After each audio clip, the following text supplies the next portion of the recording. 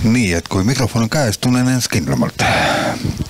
Kui 55 aastat tagasi Looduskaitse Selts loodi, siis mis see minu jaoks seltsi nagu väga väärtust tegime, siis hästi väike poiss, oli see, et seal lisaks kõrvuti loodusteadlastele ja oli hästi palju kultuuriinimesi, oli maalikunstnik, oli näitlejaid, heliloojaid, luuletajaid, kirjanikke ja see, et Looduskaitse Selts on kultuuriselts, see tähendas ka seda, et kui Looduskaitse Selts aitas Lahemaa rahvusparki luua, siis kõrvuti teadusnõukogu loodi ka kunstinõukogu juurde.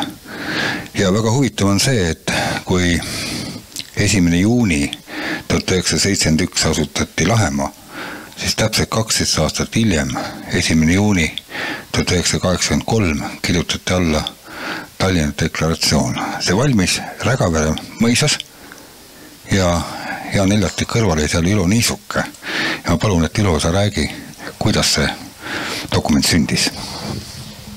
No ma arvan, et sinna oli natuke pikk tee, sest kõigepealt me teadvustasime Lahemaa kaudu ise olemist, sest 25 aastat kuni Lahemaa loomiseni arvati ühiskonnas, et me looduselt võtame midagi vastu andmata. Aga sirgus uus põlvkond ja tänu poliitikutele, loodusteadlastele, Jaan Eilartile, Edgar Tõnuristele sündis Lahemaa. See oli niisugune tugipunkt, kus ma nägin 20 aasta jooksul kuni 91 aastani, kuidas kasvas eestlaste ise olemise soov. See ei sündinud päeva pealt. Ma isegi sain ühe Moskva käest sõimata, et mis natsionaalne pargid et siia tegite. Et see tuleb üles künda või teravilja hakata kasvatama. Aga tõesti sellel teel olid abiks eriti Lahemaga propageerimisel kunstnikud ja kõikide erialade kultuuritegelased. Mul on nii meeles, kui oli meil seltsi kokkutulek Palmses ja Eesti raadio segakoor laulis metsas Eesti laule. Ma ei ole kunagi, lapsepõlves Karjamaal laulsin, aga see oli niivõrd vapustav, kuidas Veljo Tormis oskas selle sinna siduda.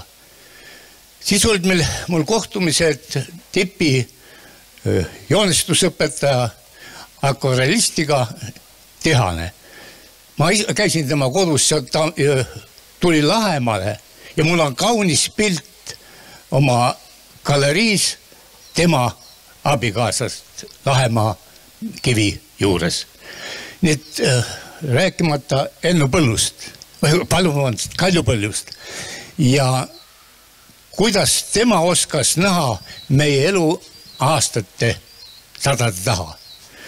Ja sellest kõigest Jaan helistas, et kuidas, kas on, mida sa sellest arvad, kas Valge Maja sellega ka nõus on.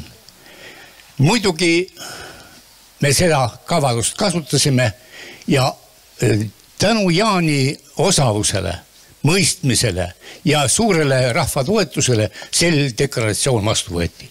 Seal olid Ida-Euroopa maad, Jaapan ja kes veel oli? Jordaaniast oli mees Tajani, kes oli Šveitsi peakorteri esindaja. Ja see deklaratsioon võeti vastu Rägavere mõisasõlplikult, kus me pidulikult seda siis tähistasime. Aga see deklaratsioon on au muidugi märk dokument Jaan Eilarti mälestuseks.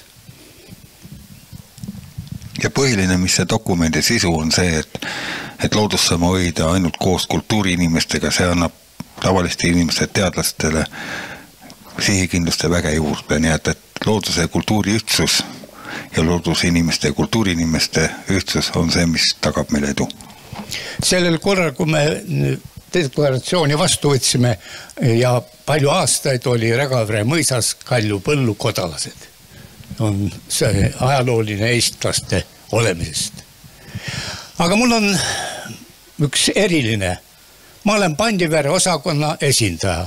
See on vesi, mis tänavu eriti ilmsiks tuleb, sest Pandivere kõrgustikult saavad meie jõed alguse. Ka Tallinn tänavu oli juba hädas, kas on vaja veehoidlast vett juurde anda. Paljud väikesed asulad olid hädas, et vett ei ole.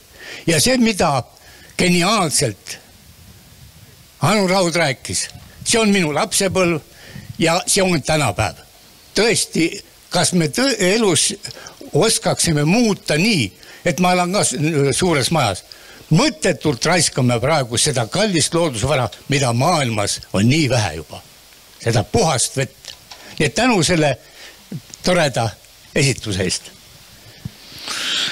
Ja aitäh Ülole, need väärtused, vesi, muld, mets ja kõik muu sinna juurde, hoiame Eestit ja Eesti kultuuri.